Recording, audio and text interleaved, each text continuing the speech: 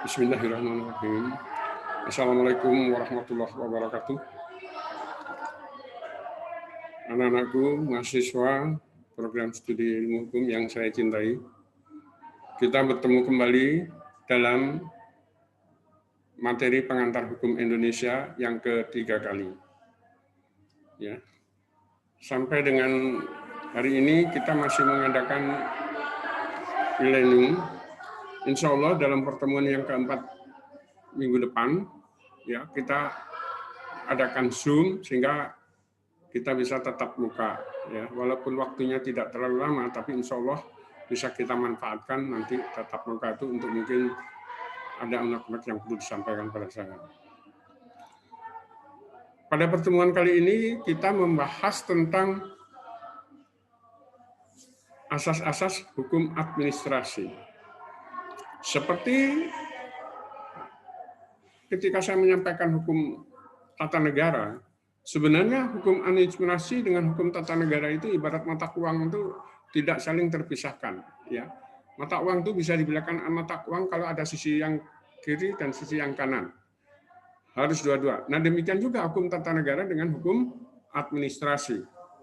Hukum tata negara pada dasarnya dianggap sebagai ilmu yang mempelajari tentang negara dalam keadaan diam. Sedangkan hukum administrasi dikatakan sebagai hukum tentang negara dalam keadaan bergerak. Di mana diam, di mana bergerak.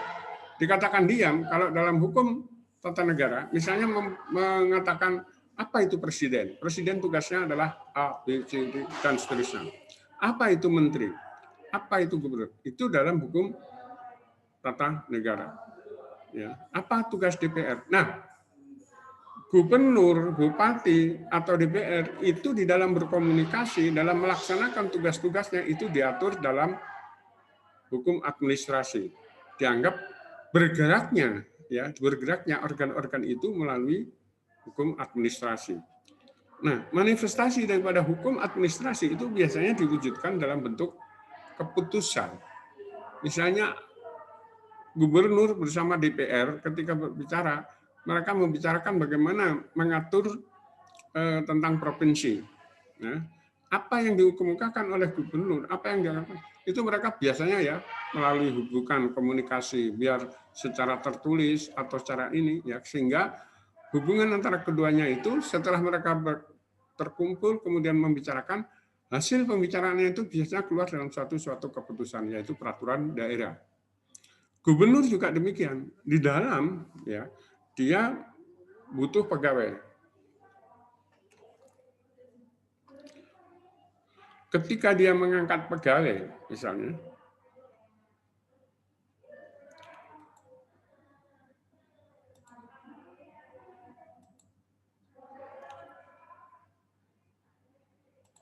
sebentar ya, ada sedikit ini.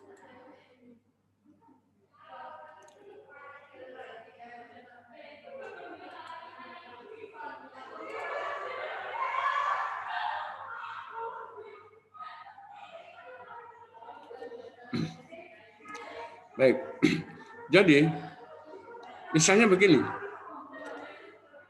gubernur di dalam memenuhi kebutuhan masyarakat, masyarakat kepengen punya tanah, ya ketika sudah memiliki tanah, ya dia ingin menyatakan bahwa ini adalah tanah saya. Mereka mengajukan surat kepada gubernur dalam ini BPN, ya ketentuan untuk bisa memiliki sertifikat tanah, ketentuannya adalah A, B, C, D, E, F, dan seterusnya. Keputusan tentang harus punya A, B, C, D, E, F, ini adalah keputusan administrasi. Saya kepengen mengurus sertifikat tanah. Saya harus mempunyai ini, harus mempunyai ini, harus mempunyai ini. Ini adalah ketentuan administrasi. Ya, walaupun saya kenal dengan ketua BP, dengan kepala BPN, tapi saya wajib menyiapkan ketentuan administrasi yang ditentukan oleh pemerintah. Jadi harus memenuhi ini. Kalau sudah ini saya penuhi, saya serahkan kepada BPN, kemudian oleh BPN ya dilihat, dipertimbangkan. Nah, kemudian BPN biasanya menentukan bayar biayanya adalah sekian. Ya. Nah, terkait dengan apa permohonan kita yang kepada BPN itu juga ya BPN juga minta bahwa kita harus melunasi pajak-pajaknya. mereka berkomunikasi lagi dengan kantor pajak. Ya. Nah, komunikasi antara BPN dengan kantor pajak ini adalah perbuatan administrasi. Apakah dengan surat, apakah dengan keputusan. Nah, setelah mereka itu sudah saling komunikasi, kemudian kantor pajak menentukan bahwa pajak yang harus saya bayar untuk pengurusan ini adalah sekian. Ya. Nah, ini keputusan sekian ini adalah keputusan administrasi. Ya, jadi tidak boleh hanya ngomong sekian yang enggak, tapi ada dalam bentuk keputusan administrasi secara tertulis. Anda harus membayar ini. Nah, saya dengan ini, saya biasanya membayar ke bank. Setelah saya membayar ke bank, ada bukti administrasi bahwa sudah saya membayar, ini saya serahkan kepada BPN. BPN setelah melihat, oh ya sesuai dengan apa yang ditetapkan oleh kantor pajak, maka BPN menganggap saya sudah melunasi biaya-biaya. Nah, setelah itu barulah BPN ya setelah dia mengadakan pengecekan, ya pengukuran dan segala macam, dia membuat suatu sertifikat yang disebut dengan sertifikat hak milik. Ini adalah bergeraknya negara di dalam mengurusi administrasi yang terkait dengan kepentingan masyarakat. Saya kira cukup jelas sebenarnya. Jadi kalau misalnya dalam HTN itu ditentukan Badan Pertanahan Nasional tugasnya adalah bla bla bla bla. Itu dalam HTN. Kemudian ditetapkan struktur administrasi BPN itu adalah bagian pengukuran, bagian penetapan pajak dan segala macam. Nah, ini semua mereka nanti bekerja. Bekerjanya mereka ini diatur dalam hukum administrasi. Ya. Nah, setelah itu baru nanti saya dihubungi, ketentuannya begini-begini, itu juga perbuatan administrasi. Jadi jelas ya. Hukum administrasi pada dasarnya adalah hukum yang mengatur bagaimana pemerintah melayani kepentingan masyarakat. Semua diatur di dalam administrasi.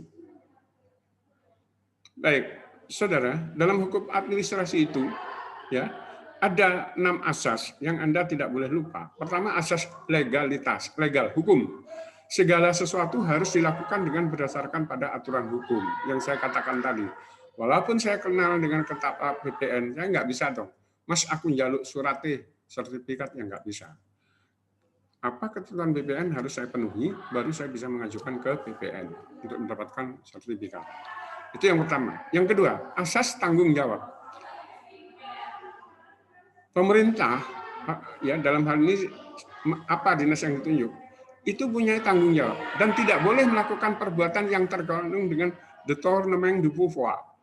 Détournement de pouvoir itu adalah penyalahgunaan jabatan.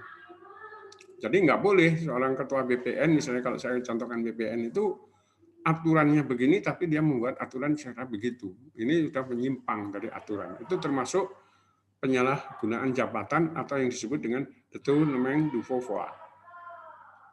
Itu yang kedua. Asas yang ketiga, asas sanksi. Ya, sebagai upaya paksa agar segala sesuatu dilaksanakan sesuai dengan ketentuan atau aturan yang berlaku. Jadi begini, saya punya tanah. Dalam ketentuan yang berlaku, saya tiap tahun harus membayar pajak PBB atas tanah tersebut. Ya.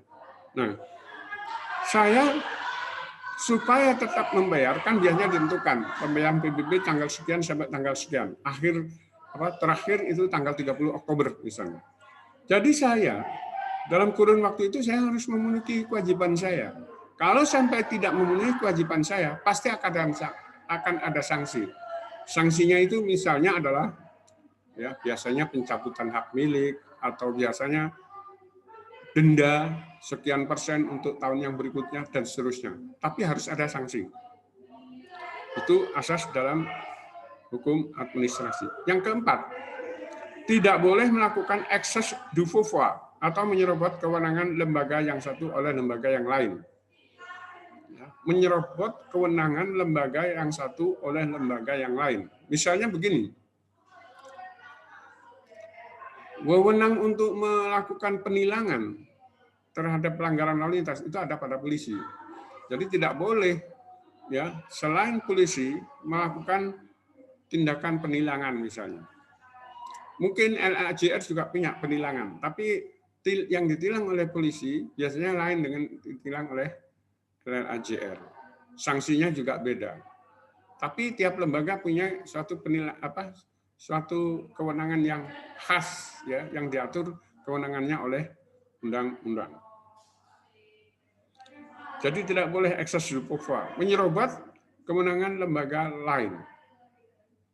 Ya, saya melihat sekarang ini kok sudah tidak ada lagi penyerobatan jabatan itu. Kalau dulu itu banyak sekali tumpang tindih, karena ada tumpang tindih maka ada penyerobatan. Yang kelima, asas non diskriminasi, yaitu kesamaan hak dan perlakuan yang sama bagi warga negara. Oh, Anda keturunan pribumi, oh Anda warga negara keturunan, tidak boleh. Ya. Jadi lihat, kalau mereka warga negara, apakah dia keturunan Arab, keturunan Tionghoa, pribumi asli, punya hak yang sama sesuai dengan ketentuan undang-undang. Yang terakhir adalah asas Chris Hermesen atau asas diskresi, yaitu kebebasan bagi penyelenggara negara dalam menyelesaikan masalah yang menyangkut kepentingan umum. Maksudnya begini, diskresi. Suatu jalan mungkin sudah dipangsang tanda nggak boleh masuk, perboden. Tapi ketika di situ terjadi, ya, ada musibah, di kebakaran, mau tidak mau mobil pemadam kebakaran bisa menyerobot atau bisa disilahkan melewati jalan yang terlarang tersebut. Ya, itu asas diskresi. Terus atau misalnya begini, seorang ibu, ya, dalam keadaan gawat, dia mau melahirkan. Nah, kemudian ketika dia dibawa ke rumah sakit, para dokter bingung ya. Ini kalau ditolong yang ini tidak tertolong. Kalau mau menyelamatkan ibunya, anaknya tidak selamat. Atau sebaliknya. Kalau mau menyelamatkan anaknya, ibunya tidak selamat. Ya, dia bisa melakukan diskresi. Artinya, mau tidak mau, karena harus ada salah satu yang diselamatkan, dia harus mengambil sikap. Ya. Suatu contoh, ketika seorang ibu, ya, mau melahirkan anak, ternyata dia sudah punya anak banyak. Dia dalam keadaan krisis. Nah, karena sudah mempunyai anak banyak, biasanya dokter terpaksa melakukan diskresi. Anak yang dikorbankan. Pertimbangannya mungkin anak belum lahir. Jadi belum ada rasa sayang orang tua terhadap anak. Selamatkan ibunya, anaknya terpaksa dikorbankan. Mau tidak mau, karena ini pilihan yang simalakama, sulit. Ya, itu asas yang terakhir. Pejabat pemerintah, pelaksana, penyelenggara, biasanya harus bisa mengambil diskresi. Ya, diskresi yaitu misalnya petugas terpaksa harus menutup jalan atau petugas harus memberikan akses jalan kemana, ini demi kepentingan umum yang lebih besar. Itu adalah satu contoh tentang diskresi atau Chris Hermesen. Baik, perbuatan administrasi itu bisa perbuatan yang hukum, ada yang perbuatan yang bukan perbuatan hukum. Pengertian perbuatan hukum itu yang mengandung akibat, ya, mengandung akibat. Satu contoh misalnya begini, saya mengajukan permohonan kepada pemerintah, maka pemerintah harus bisa menolak atau menerima permohonan saya, tentunya dengan pertimbangan. Nah, keputusan pemerintah yang menerima atau menolak permohonan saya itu biasanya melalui ketetapan, ya, ketetapan. Misalnya begini, saya ternyata ingin mengajukan permohonan sebagai dosen di Unsida, ya. Tentunya rektor Unsida akan menanyakan apakah saya memenuhi syarat. Kalau saya ternyata tidak memenuhi syarat, maka dia akan membuat jawaban, ya, secara tertulis mengatakan bahwa permohonan saudara untuk menjadi dosen ini, maka dengan terpaksa kami tidak dapat menerima. Karena alasannya apa? Mungkin karena sudah kelebihan dosen, mungkin mahasiswanya masih kurang, dan seterusnya. Ada banyak macam. Jadi harus memberikan keputusan, dan keputusannya itu harus ada alasan. Ya. Nah, jadi apapun keputusan daripada pemerintah itu biasanya ya dilakukan berdasarkan dalam bentuk ketetapan. Bentuk-bentuk ketetapan itu macam-macam, ada 12 yang menerima, ada 13 yang menerima, menolak, atau dan lain sebagainya. Nah, ke-13 ini nanti tolong Anda pelajari ya di dalam caption-caption yang ada di komputer Anda. Ya, saya kira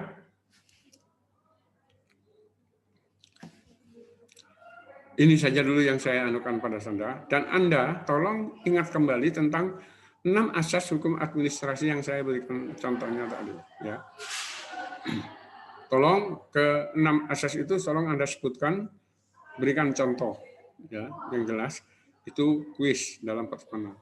Saya kira untuk pertemuan sekarang saya cukup sekian ya. Insya Allah kita ketemu minggu depan ya dalam pertemuan Zooming melalui Zoom. Saya cukupi sekian. Assalamualaikum warahmatullahi wabarakatuh.